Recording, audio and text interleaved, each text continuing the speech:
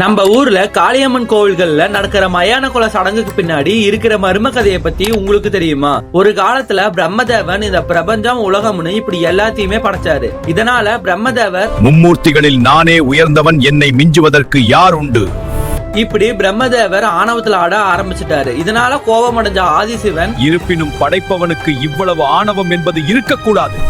இப்படி சிவபெருமான் சொல்லி பிரம்மதேவரோட 5வது தலைய பிச்சு வீசுவாரு. ஆனா இப்பதான் பிரம்மாவோட அந்த 5வது தலை மண்டையோட மாறி சிவபெருமான் கையிலேயே வந்து ஒட்டி சிவனுக்கு பிரம்மாஸ்தி தோஷம் பிடிச்சிரும். இதனால அந்த மண்டையோட கையில வச்சுக்கிட்டு ஆதிசிவன் எல்லா இடத்துலயும் சாப்பாடு கேட்டு பிச்சை எடுப்பாரு.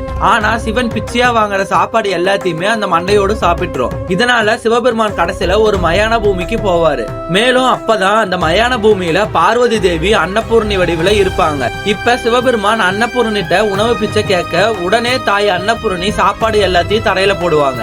அப்ப உடனே சிவன் கையில இருந்து அந்த மண்டையோடு உணவை சாப்பிட கீழே குதிக்கும். மேலும் அந்த சமயத்தை பயன்படுத்தி தாய் அன்னபூரணி காளியா மாறி மண்டையோட தான் கால்களாலே மிதிச்சு நொறுக்குவாங்க. இதனால ஆதிசிவன் பிரம்மாஸ்தி தோஷத்துல இருந்து விடைபெறுவாரு.